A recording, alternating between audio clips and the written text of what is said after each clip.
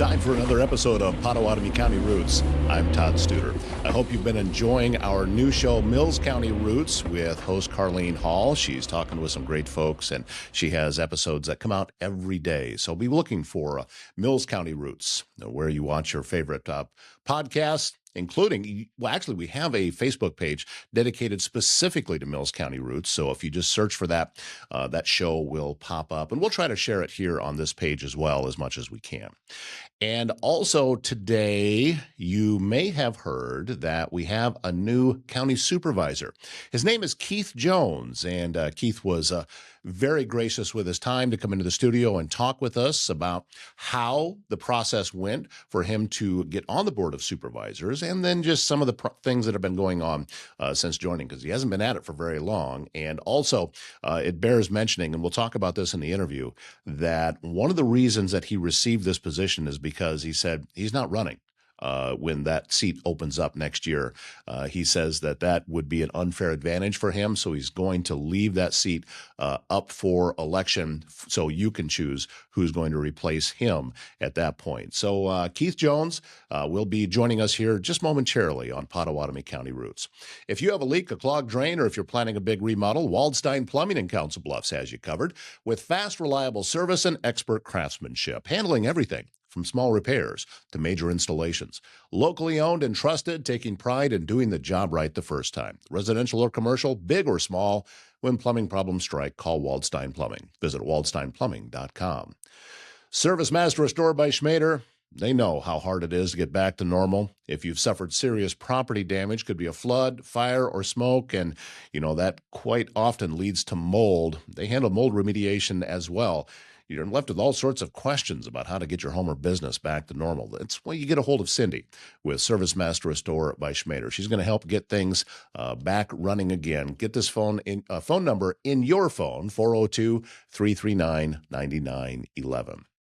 And Primrose Retirement Community in Council Bluffs believes home should be a place of comfort, connection, and care. From personalized support to engaging daily activities, everything they do is designed to help residents live fully and confidently. At Primrose, that's their priority, to put the quality of their residents' care and daily needs at the top of their list each day and every day. It's not just about where you live, it's about how you live. Learn more about life at Primrose Retirement Community at primroseretirement.com. Contact Jamie Bush at Primrose and discover a place that truly puts people first. Well, as we mentioned, we have a new county supervisor. His name is Keith Jones, and he is in the studios on Willow today. Thank you for coming across and braving the wind that we have today. Thank you so much. It's a little breezy out there and chilly, but fortunately, this location has been real beneficial to folks that are in the county and in the city, because right in the heart of downtown, it's a short walk over here. Perfect. Well, congratulations on the new gig. I'm wondering, I know that it wasn't all that long ago that you were doing something completely different. So That's correct. Yeah. It was a surprise for me too. I wanted to get involved with my community. I thought about it, a variety of different things, ranging from, do I do something with the schools? Do I do something with my church? I want to get involved because that's the background my dad instilled with me. I was a police officer for 29 years. I had been semi-retired for 3 years. I was getting the itch to do something to give back again. And so I put in for a commission through Pottawattamie County, and then this gig came up. So I thought, well, why not? I'll put in for it too. And it was a surprise for me to get it. Yeah, and I also know one of the things that the selection committee took into consideration was something that you said, was that you really don't have an interest in running for this seat when the next election comes up for it. Right. And here's the background to that. I didn't fight for that position. I didn't campaign. It's not my rightful seat. I'm basically a placeholder. I want to do as much as I can to be a good decision maker for the people of Pottawattamie County, help out as much as I can, do my best for the next 12 months, and then I'm turning things over to the next person. And here's the thought. If I campaign from my current platform, it would give me an unfair advantage for the next election term, and I'm not going to do that. That is expressing a level of integrity that's not often seen in politics. So from your vantage point, you are in a unique position because you have a political office, but you're not really a politician. I'm learning. It's a learning Yeah. process, and I'm the new guy. We talked earlier. I've been in my position for 13 days, Yeah. and I came from 29 years with the city of Council Bluffs. But the two environments are very different. There's a lot more that the county does that the city does not do. Veterans Affairs, WIC, a lot of things I never even knew before until I got involved. So there is a learning curve, and I laugh that by the time I learn my job, I'll be done. Yeah. And also, it's okay. Well, Keith, here's your new job, and oh, by the way, it's budget time. One of the most complicated things that that board does, and you kind of just have to dive in with both feet or head first or whatever the cliche may be, and just see how it goes. It's a tough way to get started Yeah. because there's no easy way to ease into this. Luckily, with the police department, I helped with a budget of $24 million with the municipal budget, which is very unique using the different funds and things. So I had an idea of the background of how they do the budget process, but it is very difficult. I also have an accounting degree from the University of Nebraska, so numbers don't scare me like other people, but it is a learning curve. My thought is this: we have about 15 amazing department heads that I can rely upon. And I've been doing that, and I've learned a lot, and they're doing a great job.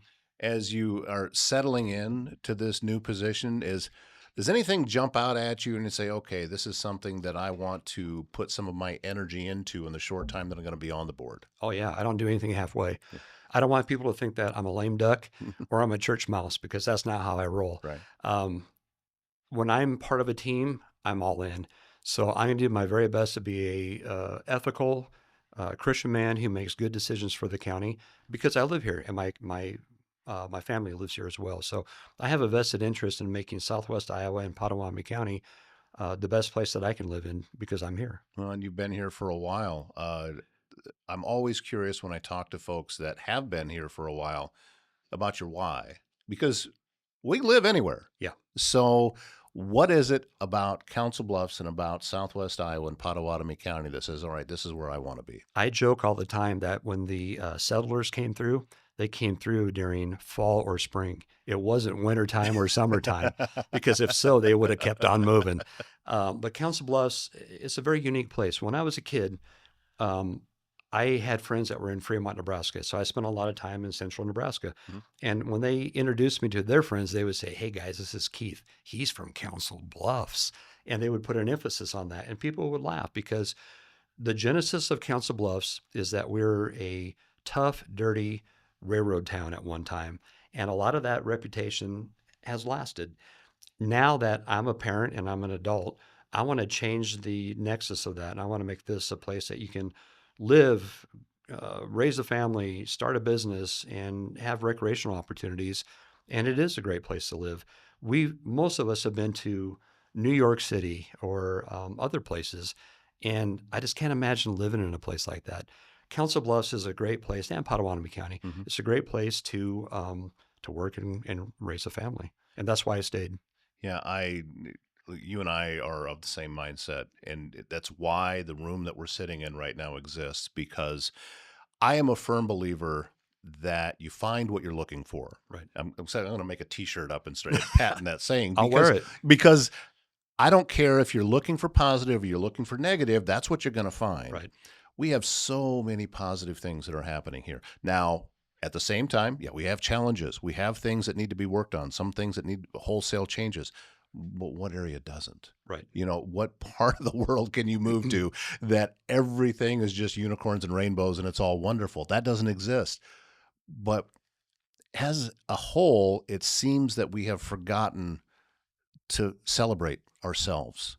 And that's why this show exists. That's why I do what it is that I do, because I want to help do that. I want to help tell those stories and be able to promote all of the wonderful things that are happening in our area. This place is worth digging in your heels, rolling up your sleeve, and making it a better place.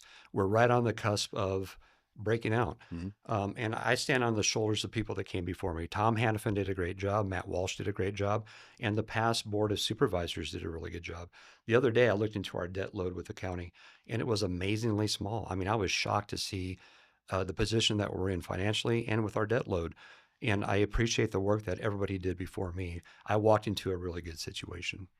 as all of this now is going to be moving forward? Is there a timeline on the budget approval, and then you're moving on to other things? I mean, how fast are things going to be Yeah. progressing? So the budget is a multi-staged beast. Yeah. So we have all these department heads that come to us with a wish list, and we hear it, and then we hear from the state what kind of money that we have to basically allocate. So we're waiting for the state at this point because we have no idea what our revenues are going to look like.